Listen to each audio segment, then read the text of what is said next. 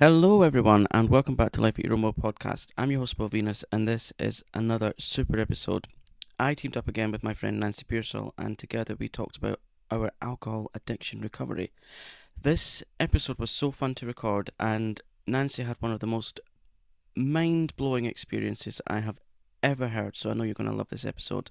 So without further ado, enjoy.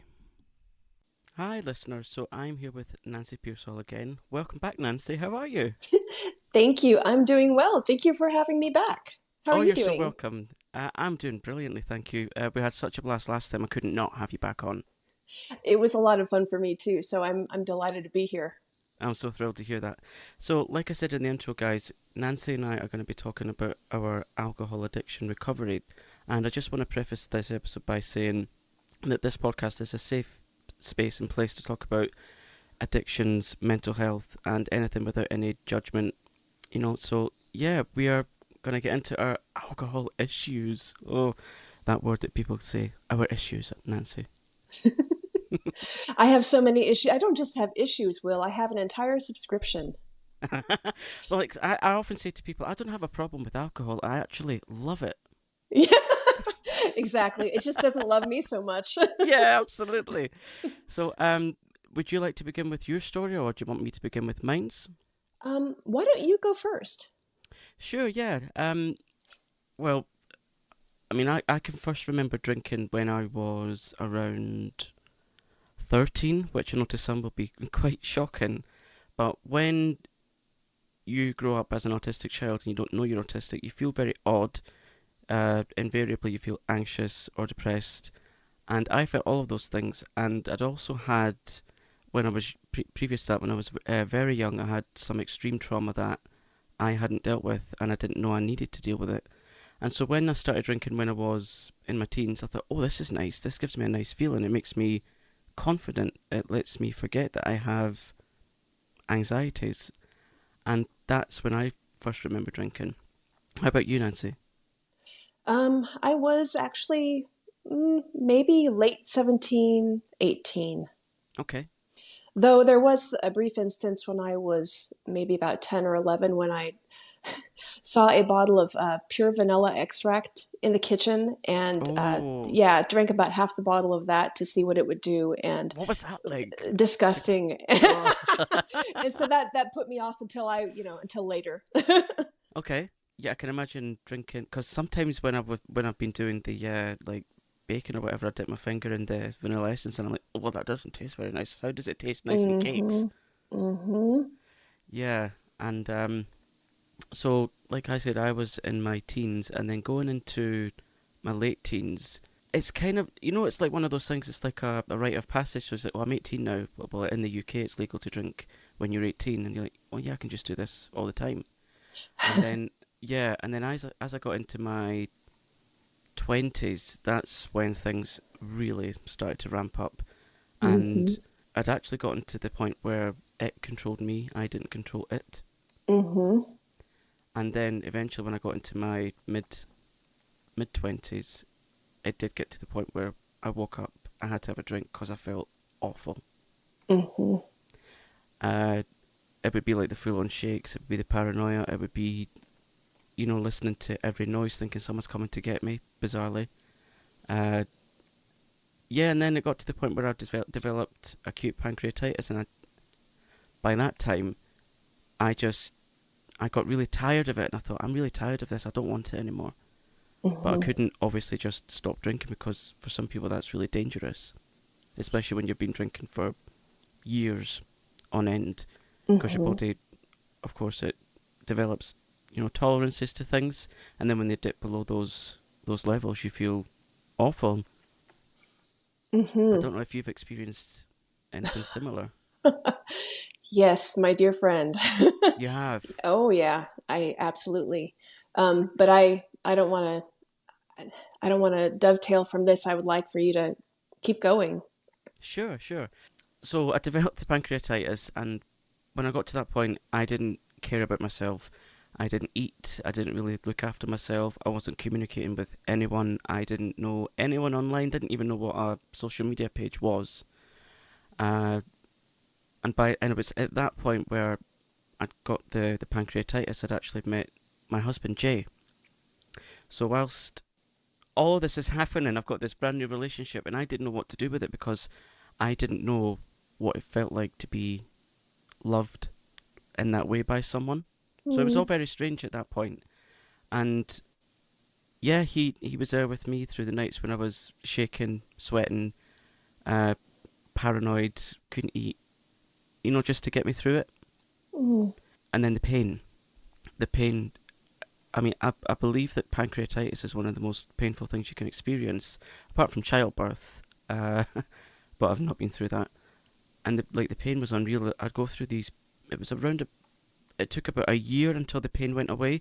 I'd have these cycles where one week I'd be fine, then the next I'd have to go into hospital. They'd give me morphine, then they'd regulate my kidneys, my liver. I had to get catheterized, which was awful. Oh So God. that yeah, so that they could keep an eye on. Um, sorry, I'm laughing, but I had a memory flashback of the time when I had to be catheterized, and there was a guy that was in the next bed to me in the hospital. And a bit of a funny story. The nurse, she wasn't exactly quiet, and she said to him, she said to him, "Has your foreskin always been like that?"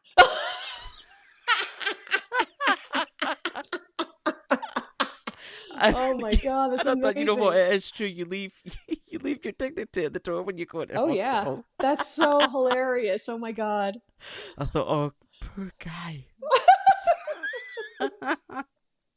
I can't even remember what the guy looked like, if he was young, old, whatever. But I can just remember it's just that bit I can remember. Yeah, and like when I was at the nurse, because I wasn't eating for months on end. I'd gone down to just under 7 stone, Mm. and the nurses actually thought I was like anorexic or bulimic or something, and they kept saying to me, "Will you please just eat?" But I couldn't, because whenever I ate, my body just rejected anything, including water. So Mm. it meant I had to be on drips constantly, just to stay hydrated. I had bags of like vitamins and antibiotics, and yeah, it literally went from like building myself up again. I'd had to learn how to eat. I had to learn how to walk again because I'd spent so long in bed. Oh God, honey. Because my leg muscles had wasted away. And I can remember getting home one day and I had to put a washing on. A perfectly ordinary task. And I'd leant down on the floor to pick up items to put in the machine. And usually in the UK you have a front loader. And I was on all fours putting the things in the machine and put it on. I go to get back up and I couldn't get back up because my Oh, legs just wouldn't support me. oh God. But thankfully, I had the washing basket, and so what I did was I used the washing basket, turned it upside down, and then crawled through to I suppose you would call it the lounge here, kind of hoisted myself onto that because I couldn't lift myself from the floor to the seat. Oh, Yeah, and then I eventually got into the seat, and yeah, I had to learn how to eat again. And so the doctor was saying to me, eat whatever you like and as much as you like. And I've been given this diet sheet, and it was everything you could ever dream of, like cake, cream, butter, crisps, fat, everything. mm-hmm. And I remember the way that I've started to build myself up was with cuppa soups. Mm-hmm. Like the powdered stuff that you just add hot water to and you drink them. Mm-hmm.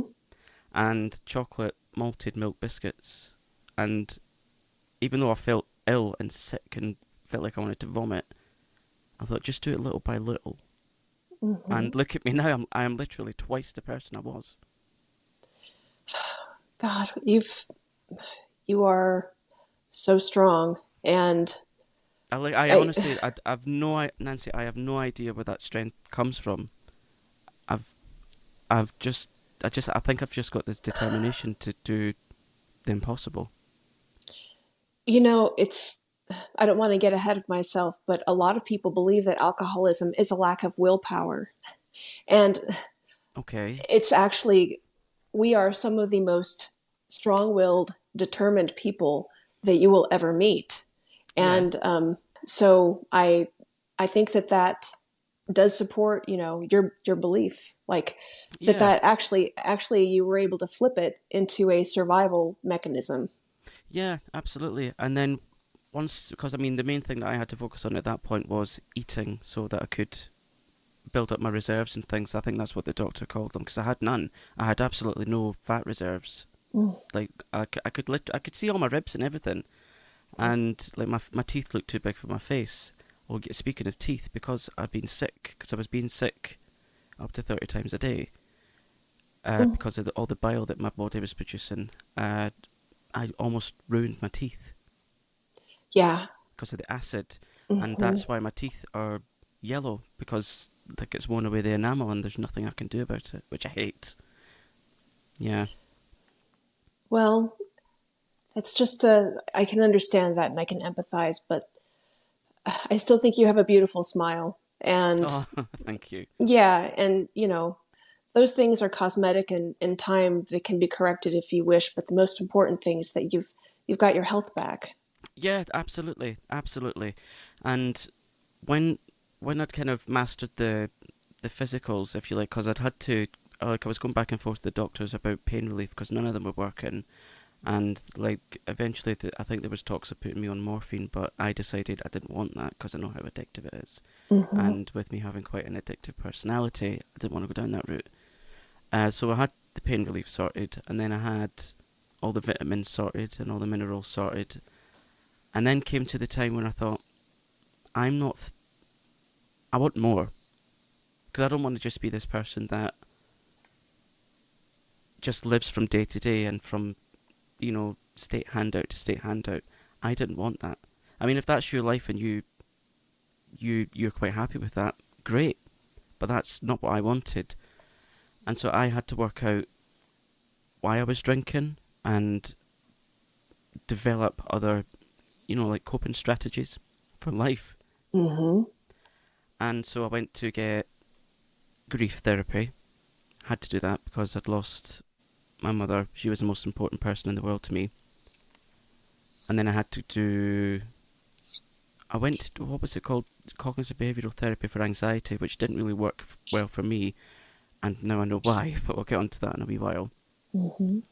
And then I waited 3 years to get a one-to-one with a therapist on the NHS to talk about things that had happened in my childhood, which I won't go into, and that was really tough. And then I got really interested in mental health and reading and hearing why other people do things, why they're addicted to things, why they need to escape. And what I figured Hmm. out was the secret is you can't escape. You have to sit with those feelings Hmm. and just work through them, which I know for some people is absolutely painfully horrendous, but it's just something that you have to do as a human being. Hmm. You're absolutely right. Yeah. And so I did that, and I thought, I want something more. Why don't I put myself out there? And my husband Jay said to me, "What makes you happy? At like a basic level, what makes you happy?" I said, "Oh, I don't know. I'll have to go and think about it." So I did, and I kind of took it back to childhood because you often do. Because I always say the best time in my life was when I was a child before the world ruined shit. Yeah. You know what I Oh, mean? highly relatable. Yeah, and as a child, I really loved magic, and as a child, I don't know why I always loved wigs. Add those two together, be a wig maker. How cool. Yeah, and so that makes me happy. And I thought, okay, so if I want to do that, and if people need to know who I am, I need to get used to me being me. And I was always petrified of my own voicemail. Couldn't listen to my own voicemail for even 2 seconds because I was always told growing up, you've got a femme voice, you've got a queer voice. But now I realise, so if those things are true, that's fine. That's absolutely fine. Hmm. And then kind of built my social media presence, and here we are at this current moment. And it's interesting that you got that feedback because I don't personally interpret your voice to connote that, but even if it did, Okay. I would think, who cares? Yeah, Yeah, yeah. you've got, like I've said before, Your voice, you have like the best voice. Thank you. I mean, Yeah. and I do agree to a certain extent. I sometimes listen to it and think, yeah, that's quite calm, but uh, I don't really always want to send people to sleep. Yeah, yeah, I get that. I mean, I've not got the best voice, but I've not got the worst voice, and there's nothing I can do about that. So it's Exactly. fine. And yeah, someone that used to hate their voice. Here we are doing a podcast of all It's things. so amazing. That is like you've come a long way with beautiful like health and self-acceptance and embracing play and creativity and healing. And Yes, I hope that you're proud of yourself because you've done a lot of work. I am proud of myself. I sometimes look at my life and think it's almost because so much has happened and changed. It's like almost like my life is something that happened while I was looking the other way. It can feel that way sometimes, Yeah, can't it? which is why I always I mean, I try to. I don't always succeed, but I always try to now practice the just appreciate the here and now, because when those moments of progression and things are gone, they've gone. Just appreciate the moment and be proud. Yeah. Yes. And even me saying that, because I've kind of grew up in an era and a place where you're not like things like confidence. It's a dirty word, and you're not allowed to be confident. You have like especially in the UK, you have if you're not erring on the side of self-deprecation, you're a narcissist or you're conceited. I think that's such a shame. That's such a Yeah, shame. because I mean, who shouldn't celebrate their wins, their achievements in life? And I'm actually going to speak a little bit to that here, maybe in a few minutes. The topic of humility. Yeah, But yeah. Anyway, yeah, and then the cherry on the cake, as I like to call it, I found out I was autistic, and and then how life starts to make sense. and so how did that affect your sobriety? You mean finding out I'm autistic, or Yeah. well, it certainly didn't do it any harm. I mean, if anything, it helped because I understand some of why I felt the way I felt, and it's like, oh, it wasn't actually all of my fault. And also, just while it's fresh in my mind, often when people are taking alcohol, substances, or you know, gambling or whatever, sex addiction, it's like it's self-medicating, but not in a healthy way. I just didn't know. Hmm. I just didn't know what the tools were or how to find the tools to help me navigate life. Yes. And I really find that. I mean, I don't know if it's because I'm queer or because I'm autistic or because I'm a recovering alcoholic. I tend to go out of my way to not judge anyone who chooses to put whatever in their bodies. Hmm. And when I hear people say, "Oh, look at that stupid junkie, that selfish alkie," I take issue with that massively because I say, "You don't know what trauma they've been through. You don't know Hmm. what they have to face on a daily basis. You don't know what their life is like when they shut the front door at home. Hmm. You don't know if they're in an abusive relationship or if they've been in an abusive relationship or if they've got a really bad time at work or if they've got some sort of other medical condition that's really shit to cope with." Thank you. Thank what for? Just for having that compassion, because so many people, they don't get it. Which of course you get it because you've been there.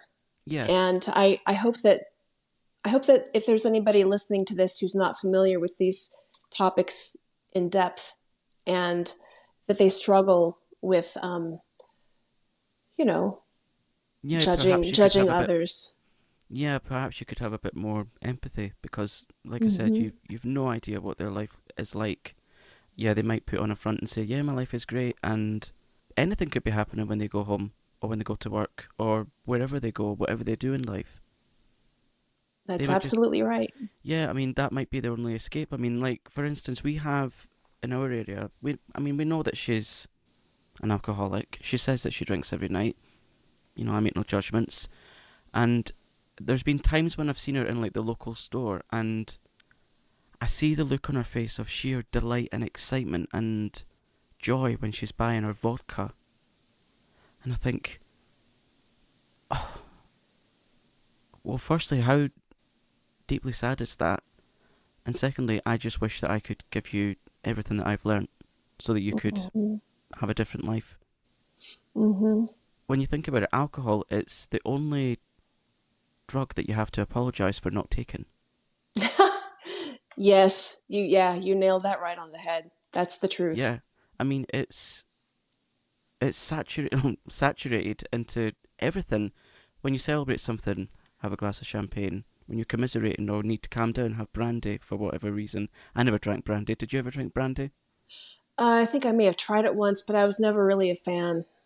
No, but it's just a thing that I saw on telly. When you're in mortal peril, you have a brandy to calm your nerves. Uh, yeah, it's everywhere. It's absolutely everywhere. It's practically it's impossible to escape in Yeah, our society. yeah. I listened to another podcast. I'm not going to say which one it is because, well, one, I really enjoy it, and two, it's not my job or place to out people. Like they'll not drink through the week, but at the weekend they'll save up all their units so they can get absolutely smashed. Mm-hmm. And they'll be like, "Well, we're not alcoholics." I'm like, "Well, I would disagree with you on that one because why would you feel the need to go to that extent to get that drunk if you don't need to escape something?" Yeah. I mean, I probably had these kind of conversations back in the day, where like I'd work all week, go out and get completely spannered, as we say in Edinburgh, Mm-hmm. spannered. Uh, yeah, or I mean, sometimes it would be drinking every night before, like a school week, like working and things. And I think, Mm-hmm. well, is that true? You don't have a problem with alcohol because that sometimes it's all they talk about, Yeah. and sometimes people that I know, it's all they talk about. And it's like, is that all that you look forward to? I mean, I sound like a total like snob, and like the alcohol police. Honestly, I'm not. If you you live life at your own will. That's the whole point of this podcast. Yeah. Mm-hmm. But what I'm saying is, there is more to life than alcohol. There's more moments to enjoy. There's just life to enjoy. And sometimes I'll say to people, just enjoy the noise of the birds singing. Oh, that's not good enough. And I'll say, well, make it good enough then. Make it whatever is good enough for you. If you want to have these momentous occasions, make them happen.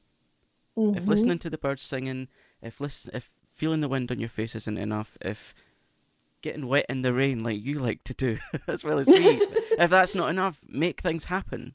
But they don't. And then it'll go around in this circle where they're not happy with their life.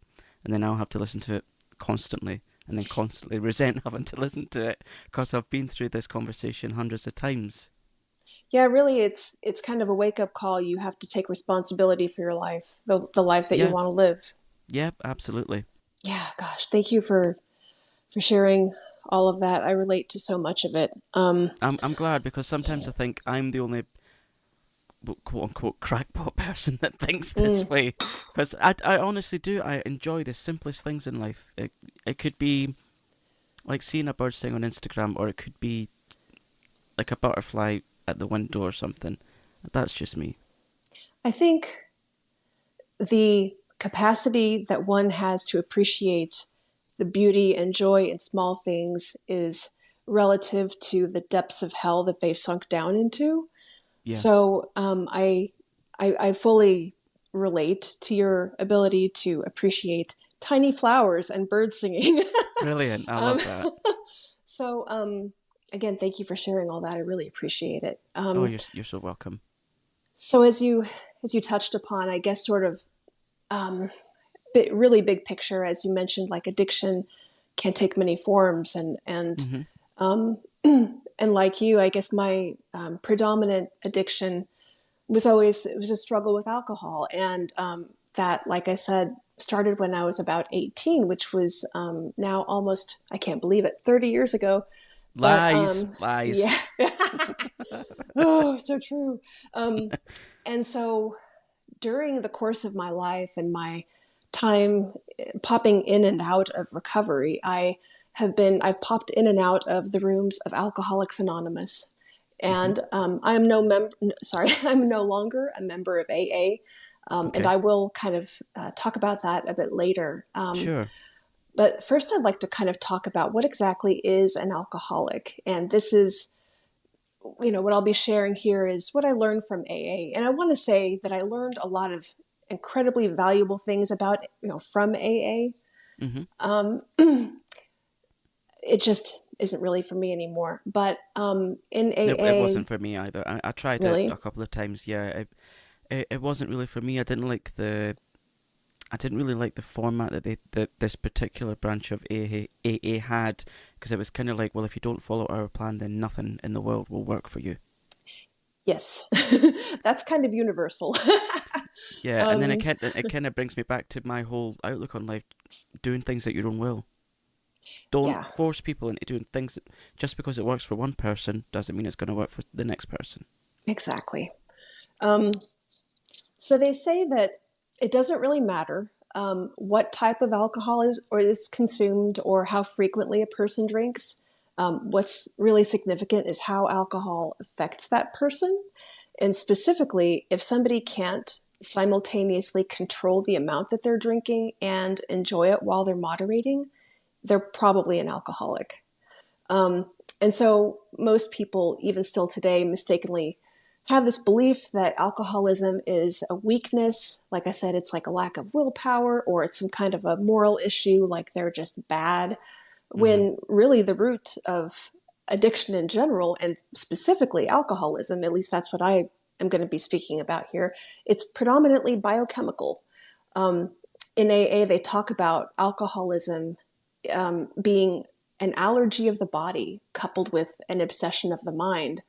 And Wow. that, yeah, they say only a spiritual experience can get a person sober. At least that's what AA says. But when we Okay. think of, yeah, when we think of allergies, yeah, I don't know about you, but like I think of maybe somebody's allergic to shellfish or strawberries and they break out in hives, or you start sneezing because somebody cut the grass. But this is an allergy to alcohol can only be felt, and it's experienced as something that AA calls the phenomenon of craving. And so I'm going to read a couple of paragraphs here from a site that's called 365soberliving.com. Sure, we can put the And link for that in the show notes as well. awesome, thank you. Um, and it will help explain the biological differences between normal drinkers and alcoholics as far as their biochemistry goes. Okay. So it says, in a non alcoholic brain, there are a number of enzymes present in appropriate amounts, all functioning in the right way. When someone with a normal brain takes a drink, these enzymes quickly break the alcohol down into carbohydrates and simple sugars in a way that allows the body to eliminate them. Brains functioning in this manner are not genetically predisposed to develop alcoholism. Brains that are predisposed to becoming alcoholic are missing some of the enzymes in the brain that allow them to break the alcohol down to simple carbs and sugars. One of the steps in the process of breaking alcohol down to simple sugars is the creation of acetone. In an alcoholic brain, the person takes a drink and the alcohol is only broken down as far as acetone, and then the process stops. Thus, the acetone just sits in the brain instead of breaking down further to simple sugars. Since acetone is the chemical in the brain that makes you crave more alcohol, the person craves another drink and takes another drink. More acetone accumulates, so they crave the third drink twice as much as the second, and so on until the person is inevitably intoxicated. No wonder Alcoholics Anonymous has a saying that has resonated with alcoholics around the world for decades, which is, one is too many, and 100 or 1,000, never enough. Never enough. Never enough. My sort of, I guess, story, I'll just say that my dance with alcohol was harrowing, but I do believe that in the big picture of my life, it was actually a tremendous catalyst for opening new worlds to spiritual experience and to really fostering my connection with my concept of a higher power, or what I just call God. I'm not religious. I consider myself to be kind of religiously spiritual, if that makes Hmm. sense. Yeah, yeah. Um, so It's like myself, me and my husband, we consider ourselves humanists. yes, I like that. I like that a Yeah. lot. Um, so I did, start experimenting, like I said, around 17 or 18, just to cope with. a significant trauma history that I also had, and long-term clinical depression and generalized anxiety. And when we chatted on one of our last chat that we had, I talked about having Lyme disease and my my mental health history, the depression and anxiety. In addition to being unidentified autistic, I was living with Lyme disease since I was 7 years old, and those things attack the nervous system. So all these things were up against my mental health, the trauma, the Lyme, the unidentified, also, ADHD and autism. I started experimenting, when I was a teenager, and pretty much immediately developed a problem because I am genetically predisposed to be allergic to alcohol, and began early on experiencing that phenomenon of craving. I actually attended AA probably only once when I was around 19 after I left home and moved to a different city to attend college. I wound up having to drop out of college after a year and a half the first time that I went because I was spiraling so bad. I was just a complete wreck, drinking every day, experimenting with all different kinds of drugs. I actually had a very intense LSD experience around the same time that I attended that AA meeting. So I was probably about 18 or 19, and the urge to drink was lifted completely out of me for 12 years. And so I was completely clean for 7 years after that LSD trip, and then I started smoking cannabis again at year 7. But for 12 years, I didn't touch booze. I did eventually relapse on alcohol after 12 years, and I returned to AA, and I was in and out of the program, excuse me, for many years. I always held a full-time job during my drinking. I often drank every night and then went to work the next day. I never went to rehab or a detox facility, although I probably should have, because like you, I had, delirium tremens or DTs or the Yeah. shakes. Yeah. And that was absolutely terrifying. Part of the reason that I kept relapsing, and this is not to cast any blame, but I had a sponsor in AA once who told me to always drink before killing myself. Because, the thought behind that is you can bounce back, hopefully, from drinking and get sober again, but Mm-hmm. obviously suicide is final. So Yeah. I Yeah. I did that a lot. I was suicidal a lot, and so I would drink.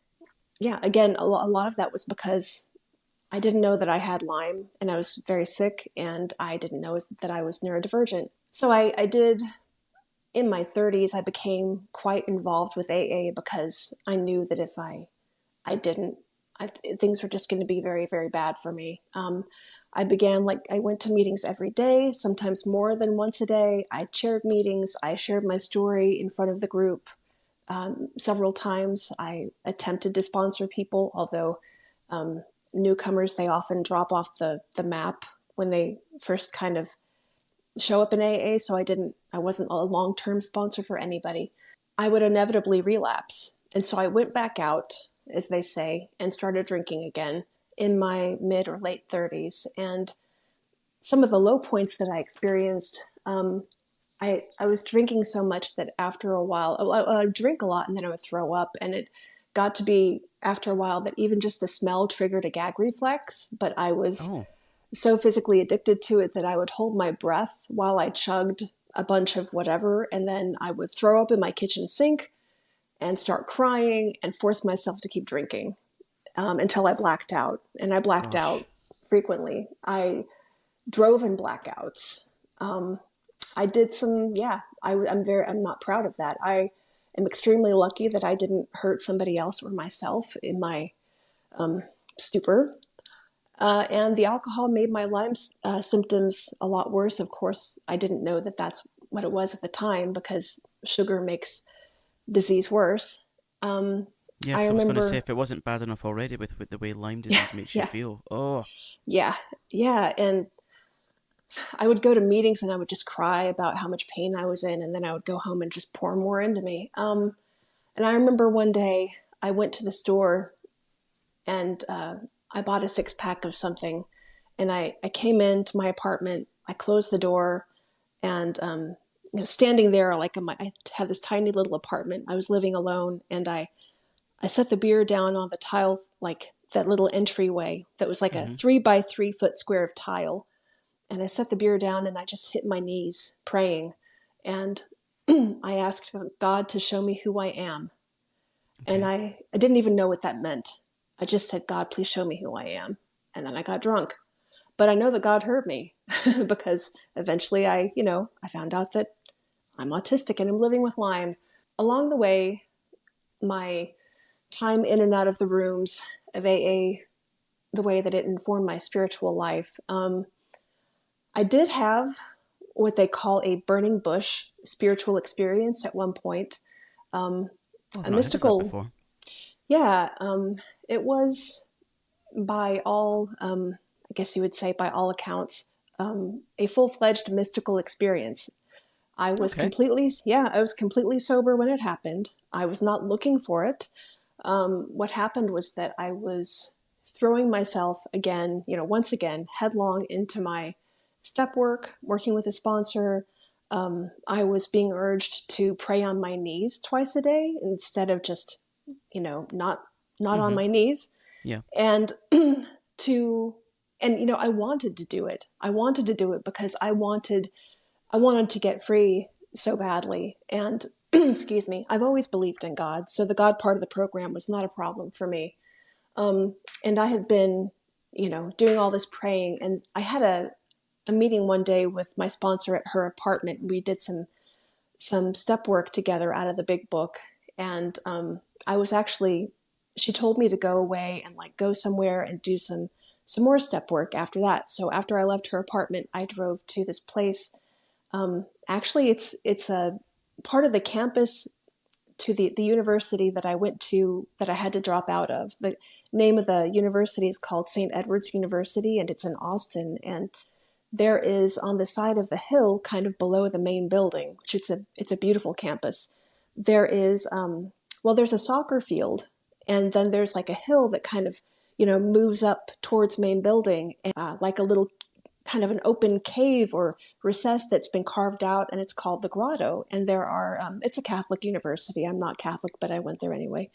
Sure. And there are like statues of saints around the grotto, and there's this kind of like a large freestanding table sort of in the middle of the grotto, and the walls are lined. It's an archway. The whole thing is shaped like an archway, and it goes back about 15 feet, and it's kind of like excuse me, got like cobblestones all over the walls, and against the wall, the far side of the wall, when you're facing it, there's a large bronze or brass cross, and people have lots of candles and they light candles and so on. But I've always had a history of just going and sitting up on top of the table and looking out over the hill towards the skyline, and just it's always been a very special place for me to meditate ever since I moved to Austin when I was 18.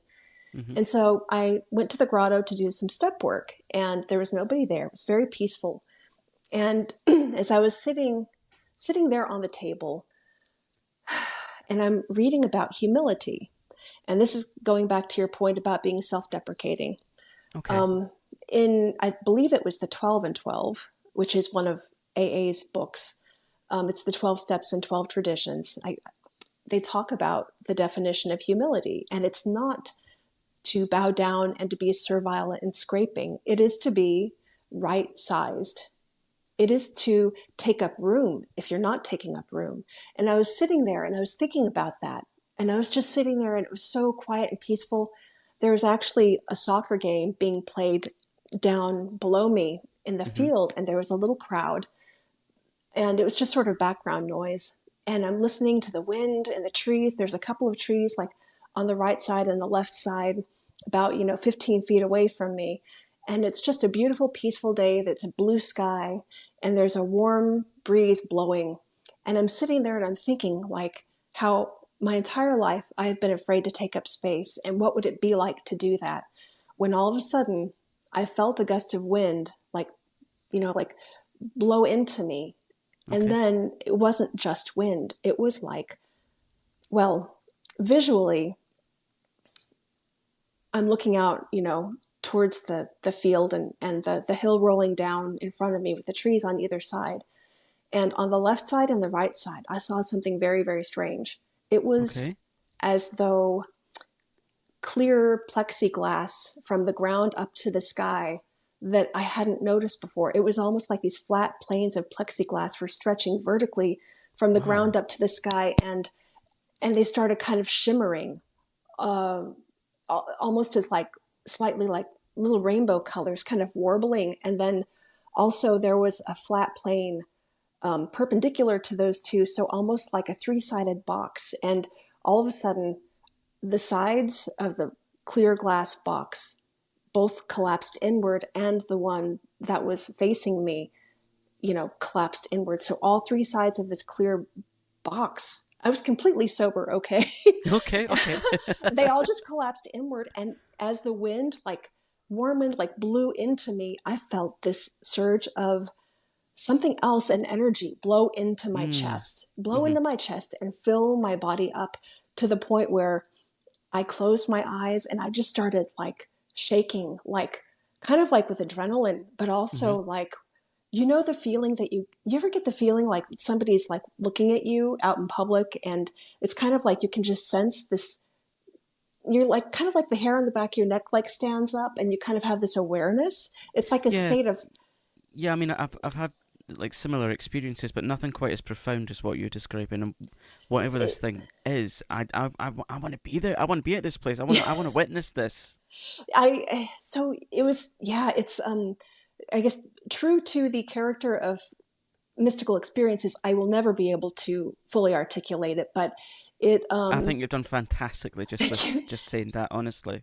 It's just this, I had this heightened awareness all over my body, and I started, like, my heart started beating faster, and I had to close my eyes because I was aware that all of a sudden I was no longer alone. Something was not just in me, it was a separate awareness. Like a it separate entity, it almost. was a separate entity, and it entered me, and I was trying not to get scared, and I closed my eyes and I tried to be calm because I thought, I don't, this does not feel evil or bad. Mhm. What is this? And so I just kind of sat there, and I tried to be calm, and I started mentally asking it questions like, what are you? And it didn't answer with words. It wasn't like I heard voices, but it was kind of like these impressions that I got. And it was just like swirling all around me at the same time that it was in me. It was just, I knew that it was like imbuing everything on a quantum level. And it just said like, um, you know, caring, conscious, intelligent, always listening to every thought, always responding to every thought, love, pure love. And I Mhm. asked it what gender it was, and it said no gender. And it was not associated with, like I said, with any religion. And I sat there with it, and I tried to just be like accepting of it, and wait to see what happened. And so it stayed with me. I'm not sure how long this episode lasted, maybe 10 seconds, maybe 20. But eventually it felt as though something in me was like sealing up or closing, and it started kind of like coming out the top of my head. And I knew that it was leaving me. And when it left, I just, it was weird because the exact moment that it completely left me, I opened my eyes and I started bawling. And right then, on the soccer field, somebody scored and the crowd started cheering, going wild. Wow. And I just started, You can't say that's just, oh God. just timing. Come on.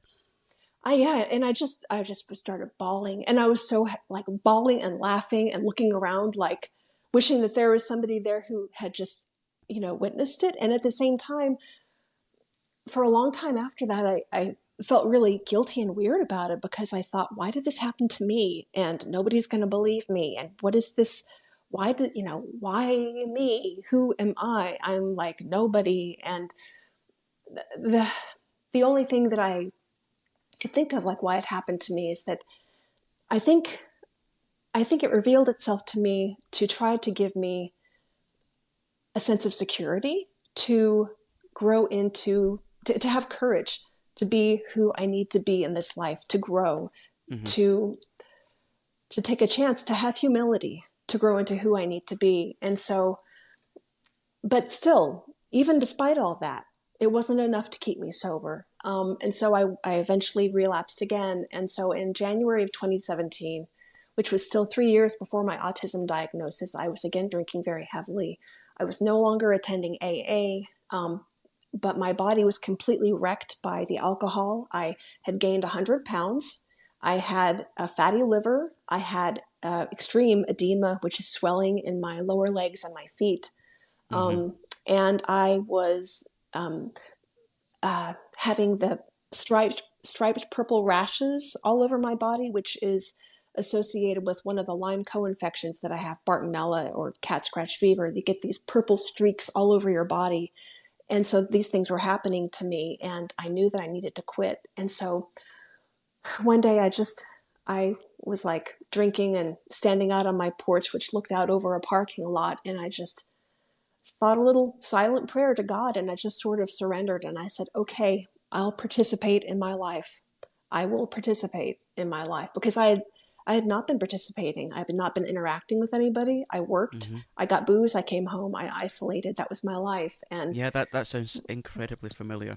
it's so horrible. And so Yeah. I immediately felt a shift after I said that in my mind. And pretty much immediately, the urge to drink was lifted from me. And so that was over 6 years ago. And that was January 27th of 2017.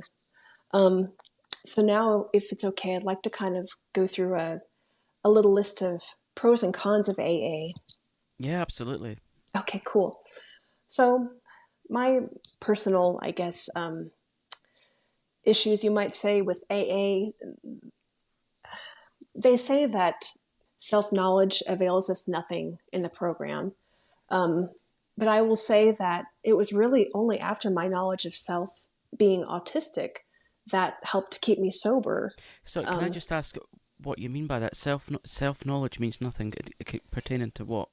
sure. So they say that self-knowledge avails us nothing in terms of keeping us sober. Like you can Oh, I know, wouldn't agree with that. yeah, so exactly. So that's sort of my first thing that I disagree about. It also bothers me that the big book mentions all sort of motivations for drinking, but they never, there's nothing at all about the program or the literature that talks about neurodiversity, When you say which the of big book, course, is it mhm. the which book is it? Sure, it is. It's Alcoholics Anonymous. It's their main text. It's actually Okay, called, right. yeah, it's actually called the Big Book, and I actually love the Big Book. And It's just when you say the big book, I tend to think the Bible. oh yeah, Yeah. well, it is, yeah, it's, you might say it's their Bible, although, Yeah, I just wanted to be clear on that. Yeah. sure, sure, yeah, thank you. I should have explained that. No, no, it's Um, okay. It's fine. so they don't talk about, I mean, they do talk about probably things like, minor anxiety and depression, but they don't talk about, oh, hello, you're autistic and you're trying to numb out because you have sensory and cognitive overload. I mean, the big book was written ages ago. And so I'd like to see personally some revisions made to that. But another thing that concerns me is the sponsor concept. In AA, you're strongly encouraged when you join to work all of the 12 steps with a sponsor. Um, and my the predicament with that is that just because somebody has more clean time than you and is technically qualified to be a sponsor because they've done the steps themselves doesn't mean that they're mentally or emotionally healthy. No, Um, absolutely not. And yeah, I mean, what I would say to that is, like recovery, it's not always a linear process. exactly. I mean, yeah, we will have our down moments, we will have our relapses, or is it lapses? Someone told me that um once you've been into recovery, you can't really relapse. It's just lapsing. Is that right? Might depend on who you ask. I mean, Well, I think that was CBT, and we all know that that doesn't really mm, work for autistic people. yeah, yeah, But that's a anyway, good point. sorry to lead you down that track. Sorry. No, no, no, no. That's a good question. Um, yeah, so just the whole the whole sort of like holding sponsors up on pedestals, holding quote unquote old timers who have double digits worth of sobriety up on pedestals. Because they say that in AA, it's better to embrace principles over personalities. But I met a lot of Mm. people with, double digits who engaged in some very sick behavior. Yeah, and I um, mean, like you said, I mean, they may have many, many years of sobriety and, being clean, but it doesn't always mean that they are mentally fit. exactly. Yeah. There's also a very strong emphasis. So one of the things you do as part of step work, if someone is in AA, is that you're encouraged to take a moral inventory, to kind of get to the root of situations in which you feel angry or resentful or fearful, and so on, to find out what your part in that situation was. Mhm. But a lot of my um, issues were instances of past abuse. And so I feel like, as many times victims, they're targeted because they're simply present and they trusted the other person.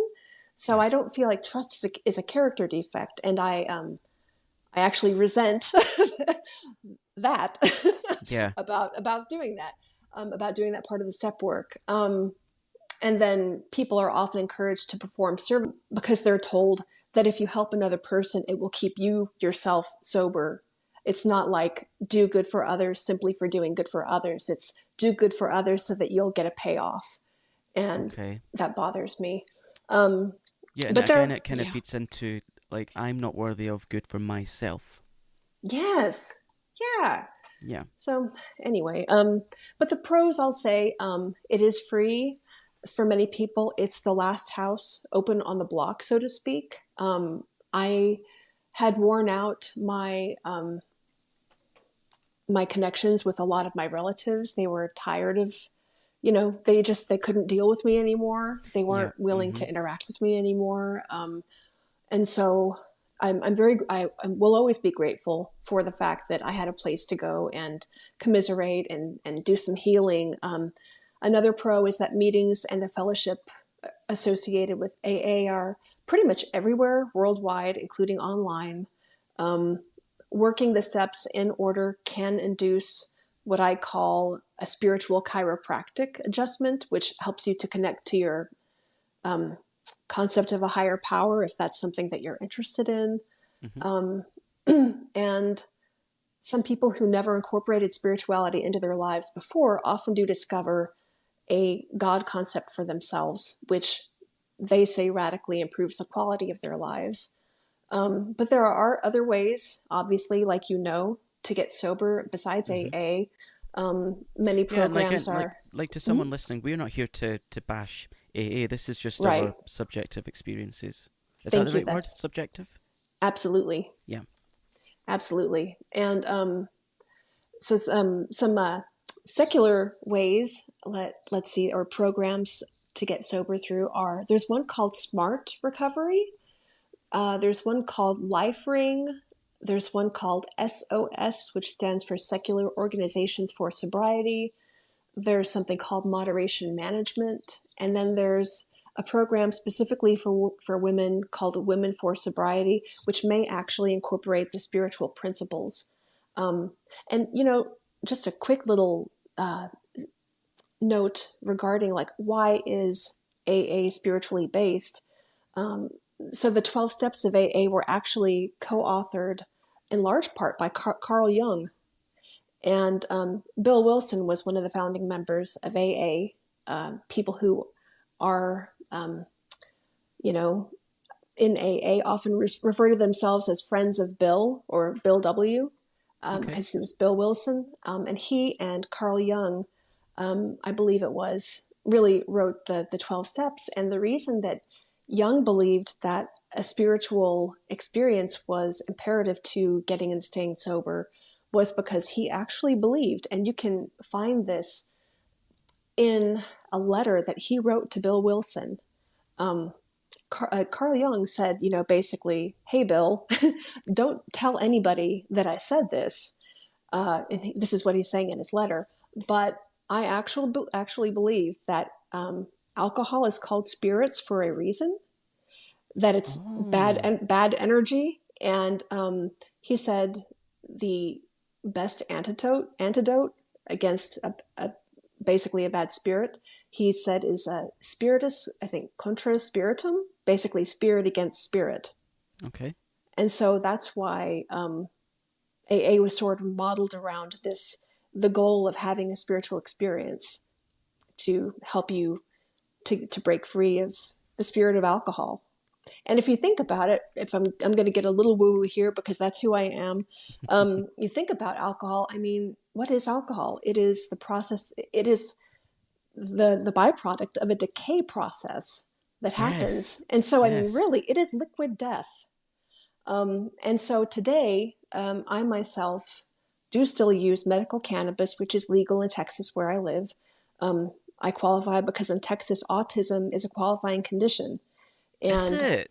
it is. And so I use it for cognitive and emotional overwhelm. Gosh, honestly, I wish they had that in the UK. They don't.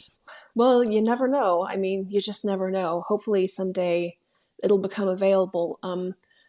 But I kind of, like you, I don't pass judgment on what anybody does. I advocate for harm reduction. Yeah.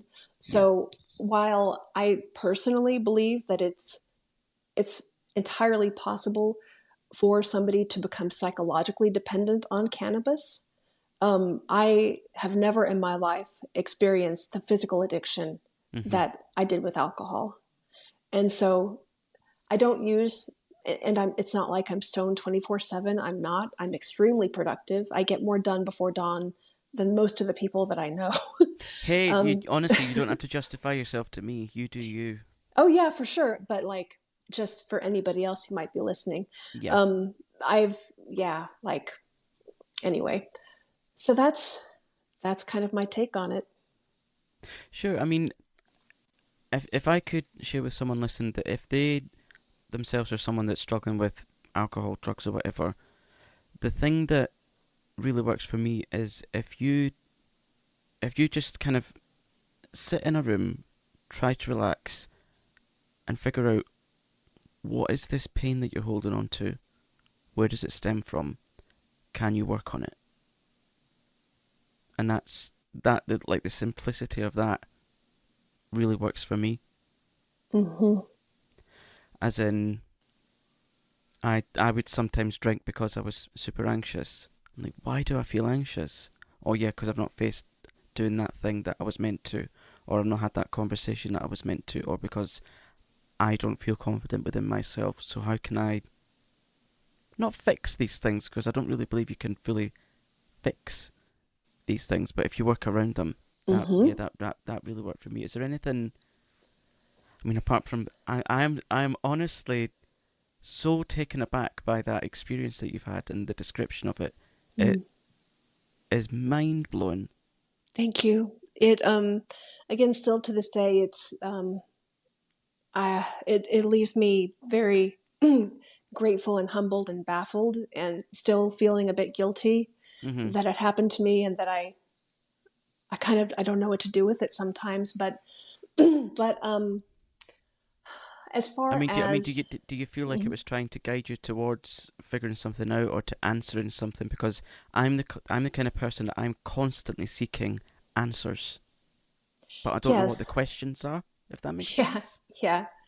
I think yes. I think it was just again trying to give me the courage to, first of all, it showed me that there's something that I could actually believe in, Hmm. something that I alone perceived and felt and physically felt and emotionally felt, that just like I said, I was completely sober. I was not even looking for it, and it helped to solidify my suspicion that Okay. there is something like a god, or but some kind of benevolent conscious energy, or whatever you want to call it. Like, I don't care, whatever you want to call it, something at work that is not necessarily visible or palpable all of the time. And kind of jumping from this over to something that you said a moment ago, sometimes we have anxiety because there are things that are difficult, that we haven't done yet. Mm-hmm. I have to play little mind games, as a neurodivergent person. I have to play little mind games and tricks with myself sometimes to override my uh, burnout with executive functioning. So one of the tricks and tips that I've learned for myself is I'll put on music that really gets my dopamine going, Okay. something upbeat or something with a lot of excuse me energy behind it, and I will do the thing that feels the most difficult first. If that's something that's going to take a really long time, maybe I'll just do a small part of it. But once I do it for a little while and I take a step back, I feel so much better. And like some of that sick feeling in my gut kind of dissipates. Yeah. And then I can do something else that's maybe not quite as hard, but I try to do the most difficult things first. And I find that gives me momentum to kind of like keep going. And then I feel a little bit better about myself. And as a plus, um, and again, I guess unfortunately, this is only for those who have cannabis available to them. That is one of the things that I use cannabis for, is that it does help me to dramatically like knock down walls or barriers that my executive functioning puts up. For some reason, if I use like I'd take like half of a dose of my cannabis gummy, Mm-hmm. and I don't smoke anymore because I'm trying to live as clean as I can. I don't want to put any pollutants into my body. Sure. So that these are all like oral tinctures or edibles. I'm able to tackle my ADHD piles of things that pile up. I'm able to declutter easier. All of a sudden, it's like magic. It just Honestly, helps me. I'm so thrilled that you have that, and it just Thank works you. so well for you. It must be And incredible. I thank you. And I really hope that it does become more universally accessible, because it truly is medicine. And it's Yeah, I mean that's just the tip of the iceberg. I've heard that cannabis does so many great things for so many different conditions. yes, it really can. Yeah. So thank you Yeah. so much for, oh, I'm sorry, go ahead. No, no, no. I was just going to say maybe we could be, well, I could, I don't know, start some sort of movement to legalize cannabis use in the UK. I don't know. I would fully support that. Oh, I'm so thrilled, but again, it's one of those things that, how do I go about doing that? Yeah. Yeah.